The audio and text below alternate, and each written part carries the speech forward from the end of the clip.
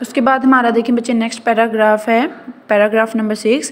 Most of the villages have only 1 और 2 Wales. क्या होता है कि ज़्यादातर गाँव में क्या होता है, एक या एक से ज़्यादा कुएँ होते हैं। Village women do the tiresome duty of fetching water from this wells. अब देखो कह रहे हैं कि गाँव की जो औरतें हैं वो क्या काम करती हैं, कुओं से पानी निकालती हैं, और ये क्या है, ट्राइसम ड्यूटी, थका देने वाला काम है, ठीक है।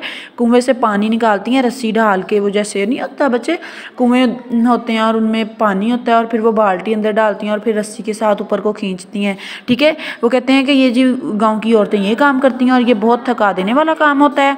They also work with their mail family members. अब क्या करती हैं, गाँव की खवातीन अपने मेल फैमिली मेम्बर्स के साथ भी काम करती हैं। In the fields man are mostly farmers. क्या होता है कि जी आदमी ज़्यादातर क्या होते हैं, किसान होते हैं। Who do the work of sowing, growing and harvesting crops. वो क्या काम करते हैं, सोइंग क्या होता है, उगाना, बीज डाल के फसल को उगाना, ग्रो करना, ठीक है। एंड हार्वेस्टिंग क्या होता है, कटाई करना, ठीक है, फसलों की कटाई। अब देखें, it is all together a hard and tiresome work. वो कहते हैं कि अगर हम इनको इकट्ठा करके देखें ना कि ये काम को, तो ये क्या है, थका देने वाला काम है, ठीक है बच्चे। ये आज आपके पैराग्राफ्स थे 4 to 6 और आपने इनके वर्ड मीनिंग्स जो हैं वो कॉपी पर राइट भी करने हैं और सारी ट्रांसलेशन आप लोगों को ईजिली इंशाल्लाह अंडरस्टैंड हो जाएगी। Thank you so much. अल्लाह हाफिज़।